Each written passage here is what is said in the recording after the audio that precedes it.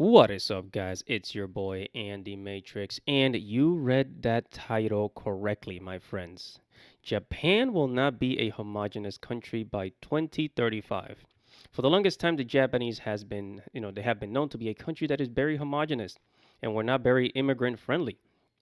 For the longest time, the Japanese have been isolationists and always allowed a very small number of people from other countries to live in Japan. However, that is going to change. Now, whether if this is a good thing or a bad thing, that is up to them to decide. I personally don't think this is such a great idea, but hey, I don't live in Japan. Now, let's go ahead and see how and why Japan will end the homogeny of their country by 2035. Now, before we get started, make sure to subscribe to the channel. Make sure you hit the notification bell for future notifications. I talk about anime, manga, video games, geek culture, Japanese culture. If you're into any of that stuff, make sure to subscribe. Now, on with the show. First, let's go ahead and take a look at Japanese isolation history. So, it started with the sakoku era, which was the era when Japan was isolated for 265 years, from 1603 to 1867, right? Japan managed to avoid early globalization when the Europeans were traveling the entire world and conquering lands. The Japanese leaders took notice of this early on and decided to ban and limit foreigners into their country. Right? Keep that in mind. So they will search any European ships coming into Japan.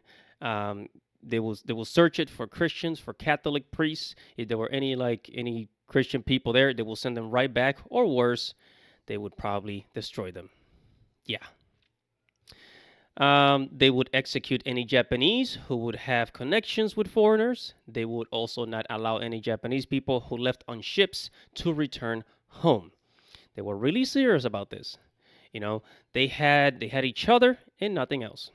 So, with those 265 years, the Japanese, managed to maintain so much of their cultural identity and creativity, such as haiku poems and wood paintings.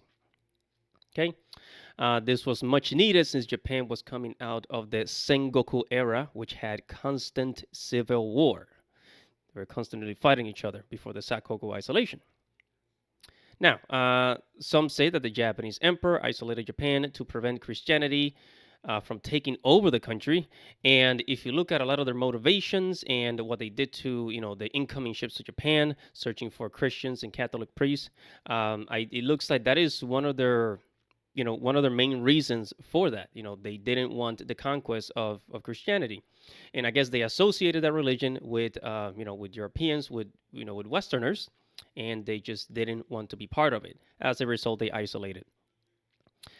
Now, their Sakoku era ended in 1853 when American Commodore Matthew Perry sails to Japan with the intention of forcing Japan into trade with the Americas. Now, Perry threatened Japan to open their borders for trade or they would have to go to war. The Japanese decided to open their country, and it still boggles my mind why they didn't go to war with America, since they had so much war within their country. They had a lot of experience, so I'm assuming they could have probably won. It was hard to continue the policy, especially with Western technology at the time. Western technology was more advanced, so perhaps the Japanese leaders wanted some of that technology. Who knows? So, Japan adapted many Western things, such as European suits, food. Within 20 years, they mastered the art of creating trains and railroads. In the mid 1950s, 1940s, 1950s, Japan went to war with other countries. The things that they did in World War II made many countries around the world hate them, and ultimately, America dropped the bomb on Hiroshima and Nagasaki. After that, Japan was never the same again. So, after World War II came the economic miracle of Japan. From the 1960s to the 1980s, they spent many decades basically enjoying their wealth, their growth, and Japan became an economic powerhouse. And with so many companies creating amazing products and distributing those products around the world, everything from cars, radios, television, home appliances, and other hardware, Japan's economy was worth more than America during that time. right? So the 1980s in Japan was a party. Now, if you thought that the 1980s in America was a party, you have not seen anything. In the 1980s, a Japanese businessman will spend tens of thousands of dollars on drinking, partying, and going out. Tens of thousands of dollars, my friends. Japanese businessman, right? Their economy was just worth much more. But again, they were still not very global at the time. It was absolutely amazing. The 1980s was when the legendary Studio Ghibli started. It was one heck of a time, and Americans were jealous of the Japanese because back then, the Japanese yen was worth more than the American dollar. But you are not going to hear that from the mainstream media.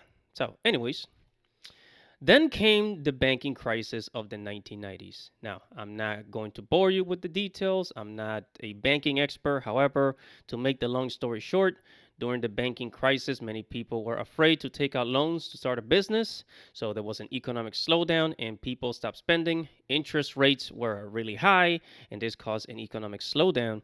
And ever since that crisis, Japan has not been able to recover.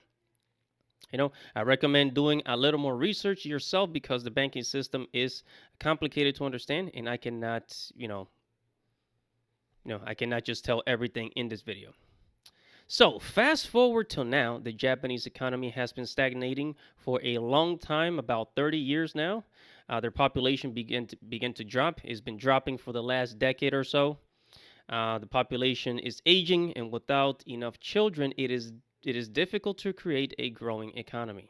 The Japanese are not having enough children, therefore, there is not enough workers to cover much needed job positions and to pay for the retirement of the elderly.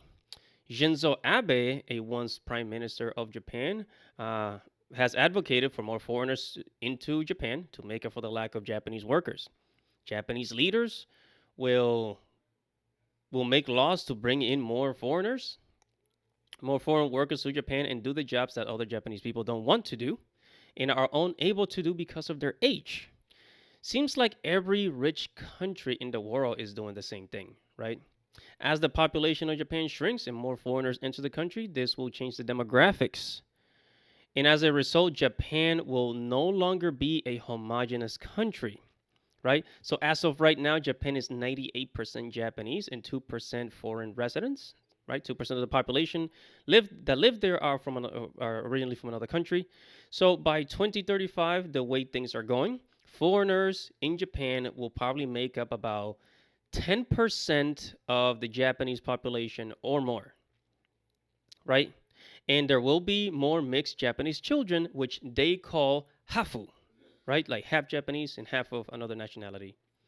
Now, I will say that Japan will stay very Asian as most of their foreigners living there are from other Asian countries like Vietnam, Philippines, China, and so on. And the rest are from Western and European countries and a very small minority of African countries.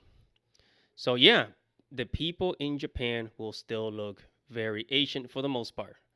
But what do you think? Subscribe to the channel, hit the notification bell. This is Andy Matrix. Thank you for watching and listening, guys. Godspeed.